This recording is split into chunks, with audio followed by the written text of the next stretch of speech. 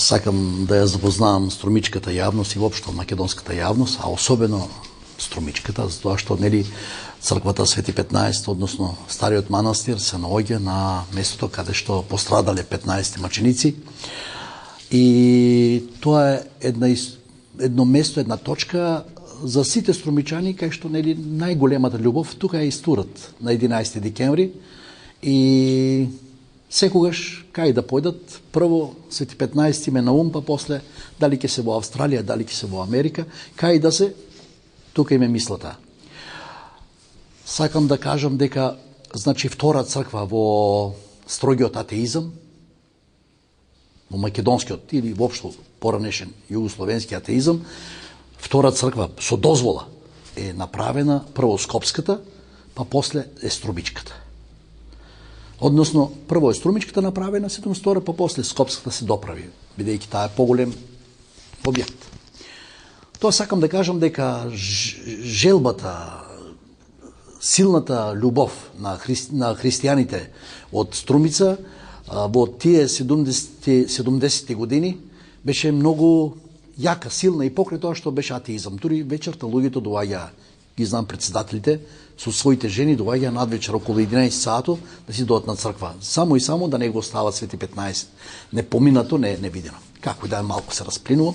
Значи, 72 година, нели тогаш беше, 1972 година беше време кога што како ќе ти наредат, така ќе направиш. Таа црква е направена, согласно тогаш некои какви параметри било, какви дозволи и за градба, нели, сето тоа е направено со дозвола на државата и така, и е направена црква со платна, бетонски, во кој што, нели, ние, нашиот стар македонски градбен дух, тоа го избегнува, не го дозволува тоа.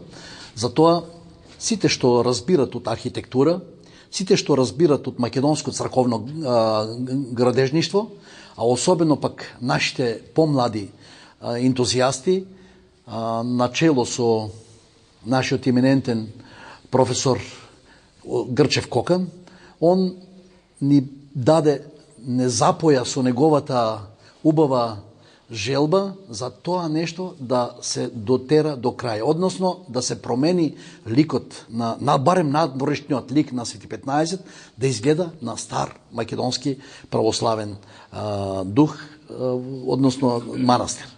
Чија беше идејата? Идејата, сите што доаѓаат тука, сите што разбират, што се воцрквуваат во црквата, се убаво кои ќе видат овие, нели така, недобра градба, не соодветна градба, тогаш они по нешто ќе проморморат. Проморморуваше владиката Наум, кој што е и прв е иницијатор за таа идеја. Проморморуваше отецот Арсение. Промормурував и јас. И сите луѓе што си разбират од архитектура и го молев владиката и ми дозволи со негов благослов да професорот на архитектонскиот, нели, факултет на Американ коледж, нашиот Грчев Кокан, да направи еден проект, кој што проект ќе го разобави Свети 15 и нема да биде во такво руво како што е сега, ќе му дајме друга облека. Ќе го облечеме во посебна облека, за да биде во нашиот град ипак некое зрнце од белек, кој што ќе значи за сите струмичани.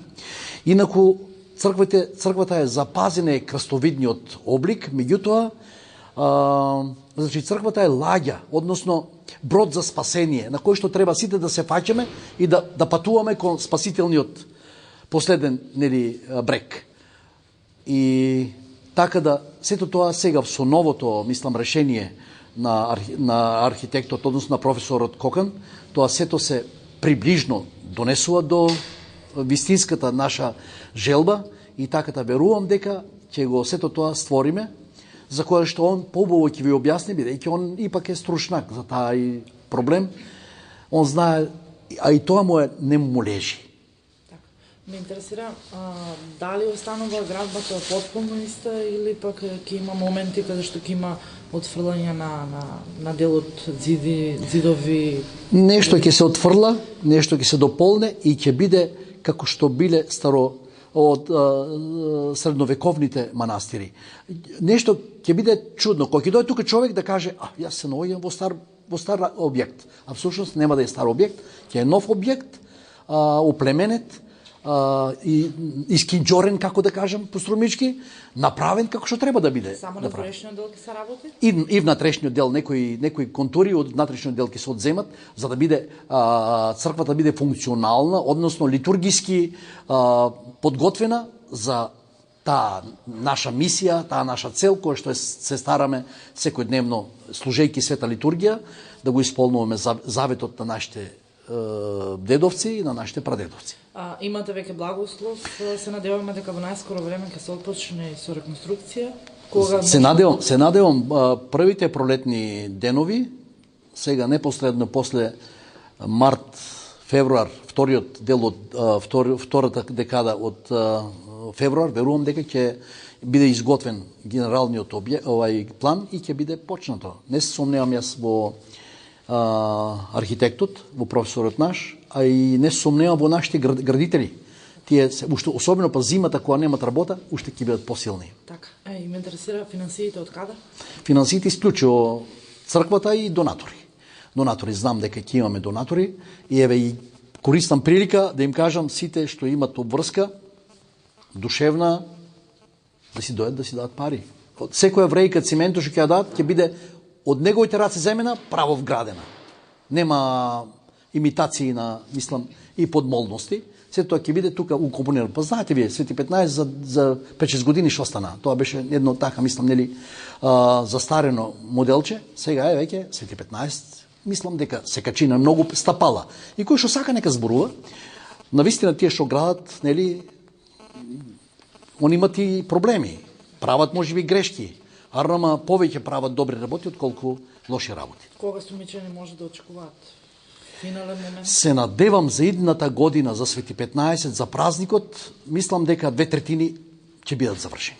Значи имате веќе предлог реконструкција за обнова на манастирот Свети 15. Кажете ми што опфаќа оваа реконструкција? Што се уствари ќе биде оваа реконструкција? Да, од каков материјал ќе се работи и така? Она што во нашите убави разговори со отец Димитар повеќе пати сме го констатирале е недостатокот на таа можност за иконографско препознавање на храмот и неговите составни елементи, посебно материјалот од кој што е направен објектот. Иако јас лично не сум многу често застапник на таа теза, нели, дека треба да се редизајнираат објектите такви какви биле направени, меѓутоа и годините си го направиле своето и јазикот на архитектурата се променил исклучително многу, посебно кога се во прашање црковните објекти.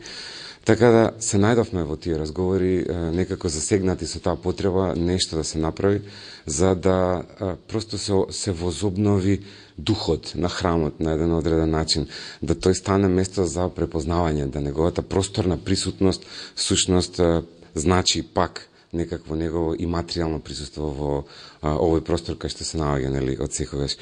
Така да сакавме да сториме нешто кое нема да влијае врз физичката структура на објектот, бидејќи таа е во релативно добра состојба, ниту пак да правиме градежни интервенции кои ќе значат темелно физичко променување на самиот објект, што констатиравме дека е всушност и бесмислено.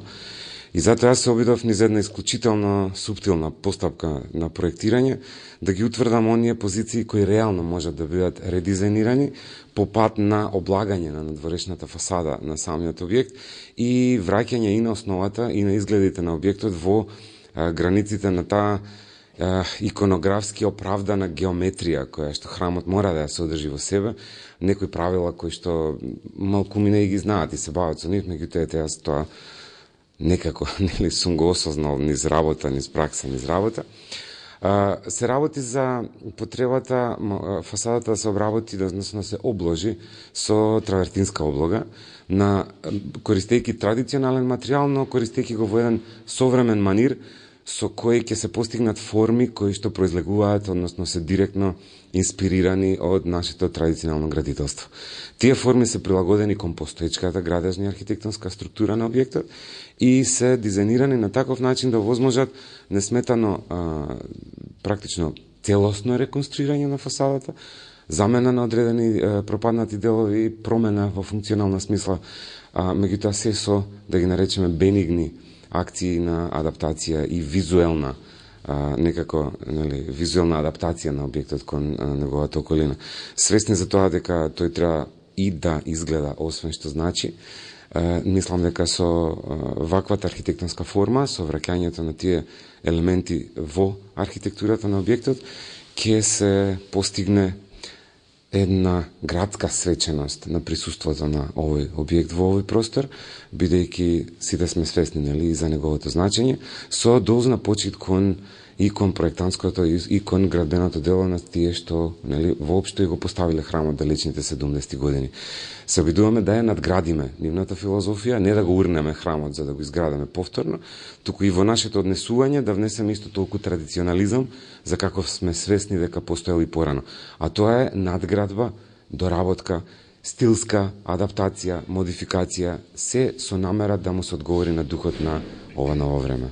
Така, вие како архитект сигурно е предизвик да се работи на токму на манастир.